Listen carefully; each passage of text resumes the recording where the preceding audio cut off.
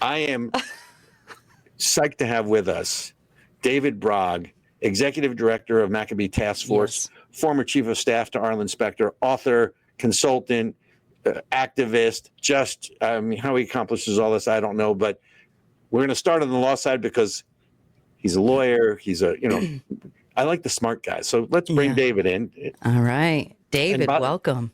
And by the way, nice merch, which I do also want to get into. So, yeah. Right. Dun, dun, dun, dun, dun. Israel Appreciation Day. And David, thank you for being a guest on his you were the anchor of the event, and absolutely one of the best speeches of the night. So thank you for being part of Israel Appreciation Day, and thank you for being on Of the People. Thank you very much, Robert. I appreciate that. It was an honor to participate. Great to be with you. Ericka, great to be with you. Yeah. Thanks. So I want to start with the word "or" because you are, Princeton, Harvard. You are the smart guy, right? The word "or" in what I just read makes a difference, does it not? In terms of how. Now again, I'm not asking you to rule for the courts, but I'm asking you to. Well, yeah, absolutely. The word "or" means it doesn't have to be all the first prong. Doesn't have to be that kind of full-fledged invasion. If the second prong is met after the "or," then this law and its provisions would apply. That is the simple interpretation, and usually the simple interpretation is the one that will prevail. Well, and it was funny listening to Robert read that, because I was thinking, you're trying to say this doesn't apply, but we have gang members taking over whole apartment complexes in various cities. You've got, they're running people across the border. I mean, all this crazy stuff. If that's what was the word, Robert? It was like an incursion, a violent. So Ben should have the language if he can put it up. I'd love David to see this as well. I don't know if Ben was able to put that up, but basically it says. It basically says perpetrated, attempted, or threatened against the territory of the United States, right? Yeah. So, I mean, the only thing that they can do on this, David, is it says shall be by any foreign nation or government. So the only thing they could say is, well, these are not related to foreign governments. But rumor has it that the trendy Aragua immigrants may be sending money back to Maduro. Now, that's not proven. I haven't seen that. But wouldn't that... Yeah, and the question is, what is the participation of government necessary to trigger this? Is it at the direction of, or is it with the benign neglect of? When they allow these people to come, that is also government action. So I think you said it very well, Robert. The courts are going to decide this. It's an interesting legal issue because we're taking an older law and applying it to new, modern circumstances. But you have to figure that our legislature, at some point in our history, gave the executive the power to do exactly this. When we see our border being overrun, when we see an emergency being created by the fact that we can no longer control our border, should not and does not our executive have the power to act? And so it makes sense to me. I think the common sense interpretation is our executive would have the power to act, and this may be the means by which the executive was given the power. I'll tell you, but if the courts will decide, and I'll tell you this, if they decide that this law doesn't apply, then I think Congress needs to act, because it's clearly something is missing in our laws and something is missing in the power given to our executive when they can't act given these circumstances, as extreme as they've been. He has to have a remedy. Absolutely. And you have to love the creativity. You have to love the fact that they're looking back through history and finding what the legal rationale may well be, with confidence that this is not the first time. You rarely encounter issues for the first time. So with some confidence that this is not the first time we've encountered a problem like this, and perhaps we've solved this problem already. That's so true, because I feel like so much of the time you hear politicians hiding behind, oh, well, we don't know what to do. Oh, our hands are tied. Oh, we need a new immigration law that allows 5,000 people in a day. No, we don't. This stuff, it's already in place. Who do you think is the mastermind behind all of this amazing stuff Trump is doing? Do you think it's just one person, or do you think it's a whole team finding this stuff? You know, my sense is there's a team now. When President Trump was elected the first time, it took him a while to find the right team, the right advisors. He had mixed advice. And a lot of his team, and I know these people, I spent a lot of time on Capitol Hill. A lot of his team was sort of the old style Republican that played by certain rules that typically work to our great disadvantage. He was being counseled. This is the way you have to do it. You can't go beyond these rules or this format. Otherwise, you'll be perceived as extreme or excessive. Yeah. And not having a lot of experience in the White House, not having a lot of Washington experience, he listened to a lot of these folks. But he learned, I think, over the course of his first term, that the only way to get something done and the only way to overcome the barriers that the Democrats will inevitably throw at you, both legal and extra legal, is to change the way you play this game. They change the way they play the game. They change the way they deal with a situation where there's a Republican in the White House, a conservative in the White House, and one they don't like. The only way you can overcome their opposition is for us also to change the way we play the game.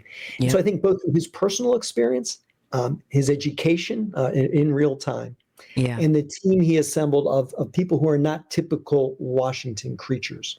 Yep.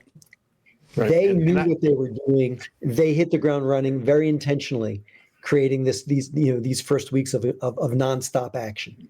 Right. And it had to be pre-planned. Yeah. And I would argue, David, that, you've heard the term flood the zone. And that was really in reference to all the executive orders that he signed, the flurry of them, in the first, couple of weeks, and he continues to sign them. But I think they were very clear, and they understood that the only weapon that the Democrats have to fight back is lawfare. And I think they're flooding the zone selectively on that, pushing certain laws and pushing certain policies that they believe in, and in keeping with Trump's promises that he promised to deliver, but doing it in such a way that they want this to go before the Supreme Court, not just this law, but several other things, because there is now such an imbalance between the executive branch and the judicial branch. And as we see, the judicial branch is interceding, I would argue, way overstepping their authority on certain policy things in order precluding the executive from functioning. Right. So I think it was perhaps not premeditated, but close.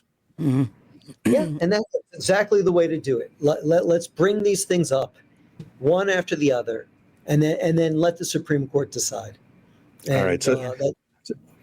So there we have it. Yeah, it's a little too small to read, but basically, I read you the salient parts. So I want to jump from this, because you were also former executive. You helped to found, and you're the former executive director of Christians United for Israel. You're now the executive director of Maccabee Task Force as well, which you helped to found. But the Christians United for Israel is sort of one aspect of the global war against terrorism and in defending Western values. The beachhead or front on college campuses is something different. I want to get to that a little later, right? They're a connected war. But how do you see, where is the support within the Christian community at large at this moment in time in this country, not just for Israel, because it's about Judeo-Christian values, but where are they in this? So we're very fortunate. I mean, there's good news and bad news. Let's start with the good news. We're very fortunate in that our small Jewish community of 6 million or less, mostly Democrats, mostly on the coasts, is not the only base of support for Israel in our country. That is too few people, too thin a reed upon which to base support for Israel. We've been very lucky that support for Israel is much broader and deeper than that. And the fact is, there are millions of evangelical Christians who support Israel in a very deep and very personal way. And they support Israel for reasons that are very similar to the reasons why an Orthodox Jew would support Israel. I mean, it starts with their faith. It starts with the way they read the Bible. But it really doesn't end there. These are people who understand the tragedy of Jewish history. They understand what the world, and oftentimes, in the name of their own faith, was done to Jews. by people they would argue are not true Christians. They understand the need for a Jewish state. And then these are people who understand the history of Israel in a way that most people don't anymore. Yeah. And they understand the justice of Israel's fight for survival and self-defense. And so these are tens of millions of Christian allies that we have in New York and LA too, but we also have in every congressional district in between. And I would go further than that. I would argue, lots of people, and you see the conspiracy theories on the right now. AIPAC is buying all of our politicians. It's only because of Jewish money that we're pro-Israel. That is such nonsense. And anyone who spent time in Washington understands how much this is nonsense. And the answer is, of course, that it's not just Jews, but it's also not just evangelical Christians. There is, I think, in most Americans, going back now since the founding, since the founding fathers, and we can quote John Adams and his sympathy for the idea of a Jewish state. He said, over a century before Theodore Herzl, was even a big. Wow, that's this amazing. Goes back. And so when Jews and Christians go to Washington to lobby on behalf of Israel, they are pushing on an open door because most Americans love Israel and most Americans are sympathetic to Israel. But that's the good news. Unfortunately, there's some troubling trends we have to be aware of.